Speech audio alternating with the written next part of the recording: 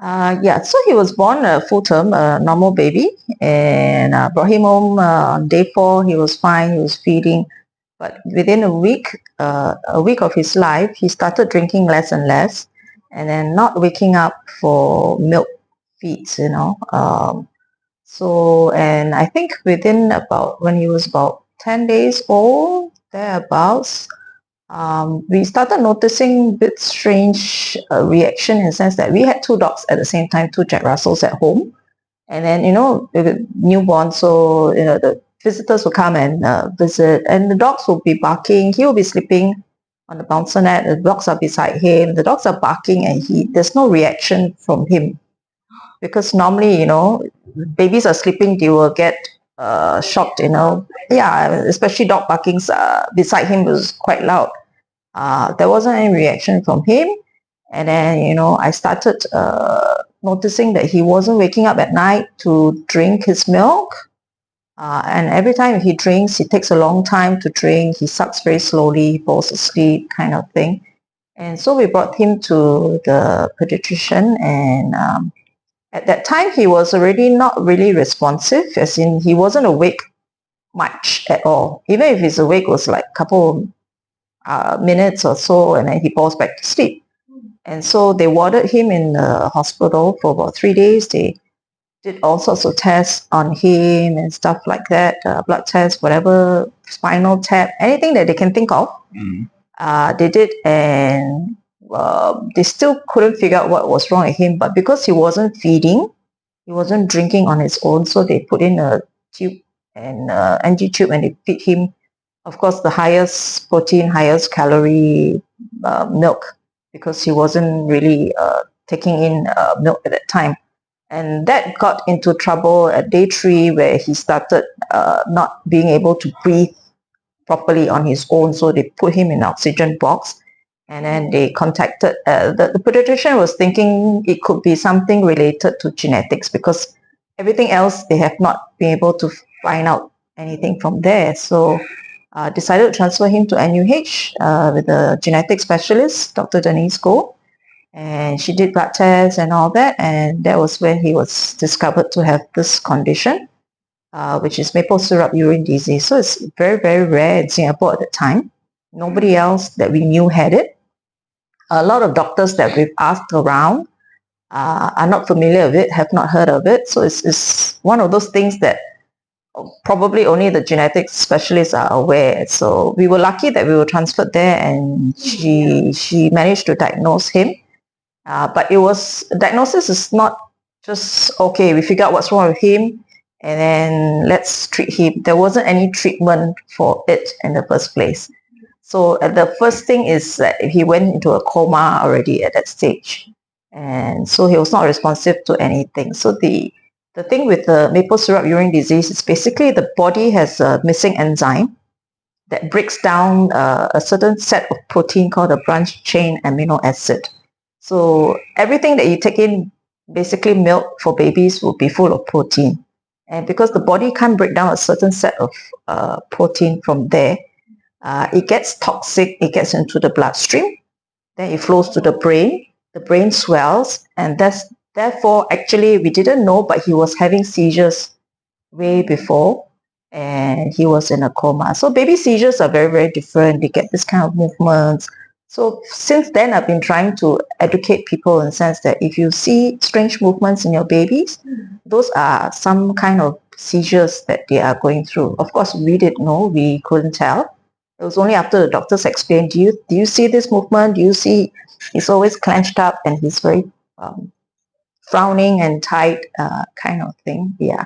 So it's from there that was diagnosed, and then we had to get him specially formulated milk from the States for him to survive. So yeah, so it was a mad rush trying to get that, and it's a long story there, which will take a lot of time. But eventually we managed to, and he was in the ICU for about 3 weeks plus, and managed to get him out of his danger zone and back to our coma. And then, yeah, so from then onwards, we knew that to treat his, not to treat his condition, to manage his condition, we had to give him this special milk formula. Of course, we have to mix with a lot of things. And then blood tests has to be taken every 2-3 days to gauge where is his protein levels, amino acid levels is. And then we adjust. So we have to, every time we have to titrate how much of this we have to give him, how much of this we have to give him, and stuff like that. So that's why for the first few years of his life, basically he was living with blood tests. And yeah, so we needed an Excel spreadsheet to figure out how much protein to give, how much calories to give, how much this and that. And yeah, so he was surviving on that. And the milk formula was not easy. It's very, very fishy taste. And because he was in ICU for about almost a month, he says lost this, he doesn't know how to suck anymore, doesn't know how to drink milk anymore. So for most of his 3 years of his life, he was on a feeding tube. So that's how we fed him. Yeah. So, and then after that, of course, with MSUD, is always a problem of the brain getting affected. Whenever he's sick, even with a common flu and all that, basically the body goes haywire, the brain gets affected, the brain swells. So if you look at the statistics, a lot of them don't make it through to even teenage years. Even if they make it through to adult, a lot of them have, because of the attacks to the brain, so they are not very functioning. Yeah, so it was from there that we decided to try and do a liver transplant. So basically what a liver transplant do is a normal person's liver will be able to provide the normal enzyme activity that his body needs so that he can take normal food. Otherwise, he couldn't take normal food. He was just basically on that milk formula. And even if you give him normal food like protein, the amount of protein he can take a day is almost like just one bite of a banana. And that's the amount of protein that he can take for the whole day kind of thing. So that wasn't much of a diet kind of thing. So yeah, at 3 years, 3 years and a few months, he went to a liver transplant, donated by my nephew, who was an adult. We waited 10 months because he was overweight, and they had to bring his weight down. So he lost about 10 kg. And then the transplant went through, but there were complications during the transplant. He was only 3 years old, so his blood, his arteries and all that were very small compared to adult persons. Yeah, so they had problem with the joining part, and that led to what they call a thrombosis. And basically, part of the liver didn't get the oxygenated blood. The new liver didn't get the oxygenated blood, so he had only half a liver to survive on. And so the only option was for another liver transplant. So we waited 6 months for a cadaveric donor, but there wasn't any, and he was deteriorating every day because he was jaundiced, he was swollen and stuff like that. So my sister is the one who donated the second transplant, donated the liver to him for the second transplant. Yeah. So yeah, then since then, of course, along the way there are challenges lah. But basically, because a lot of the things stem from when he was late diagnosis. So he had the brain seizures and the coma and all that. That affected basically a lot of things like fine motor skills, language, speech. His oral motor is very weak here. So it affected a lot of things from there. So it's not just that MSUD, but it's a lot of challenges. Transplant, then the effect of food allergies and drug allergies came about because of the transplant. But he has overcome that. Yeah. It's been many, many years. It's 15, coming to 15 years transplant. Yeah, so yeah, it's taken us that long to get him to overcome a lot of the food allergies.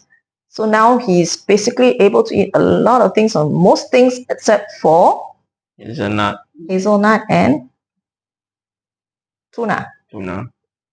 Yeah, last time was a whole lot of things. Yeah. So he's come a long way. Yeah. What kind of role has Club Rainbow played in your life? What do you know about Club Rainbow? What do you remember participating? I think a lot of events. I think one is The most memorable one would be your what? Work. my artwork, the exhibition. No, the bag. The tote bag. The big artwork that you did, the underwater world. What was that? The underwater, the painting, and it was Maple. Yeah, so it was this one. They have many programs for kids, and so he likes to always go for those art programs. And so there was a painting, 8 weeks, I think, a painting. 2017. Yeah. So he painted a huge canvas that is an underwater scene and all that, and then it got printed onto a tote bag. And then it was sold during the Dream Seeds Arts Festival, and the president at the time, Halimah Yacob, she came and she bought his bag. And I signed every bag. Yeah. And so that bag, they only printed 30, but a lot of people wanted it. I mean, we have friends and family. His teacher wanted a lot as well, so we had to like reprint, and then he was busy signing on so he was selling it there, to public, and then to see people carrying his bag around. So and he got to meet President Halimah for that, and she bought his bag. So that was kind of like a start of this journey for all these Dream Seeds of arts. Then the following year, of course, he took part again. He had a calligraphy that was printed on a bag, and then the EasyLink card. Was printed on EasyLink card. Some of his artworks here and there. So he got to meet quite a few people here and there. And and then they. Anything else you want to say? For those who are like struggling right now, I just want to point out about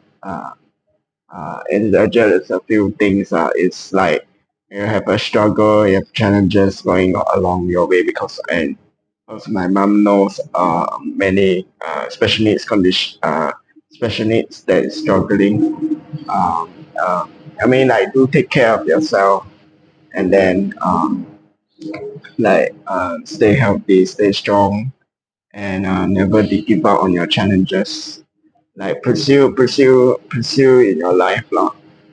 So I think I have googled a few quotes, lah. One of them is never give up, which is my motto, and the other one is just like try harder, or do your best and all that. I mean, like, to be able to succeed in your goals, you have to take things slowly. That's what my parents said at the beginning. And then the other thing is, like, don't be like too harsh or too harmless on yourself when you're doing other things, like other activities. Okay. Well done.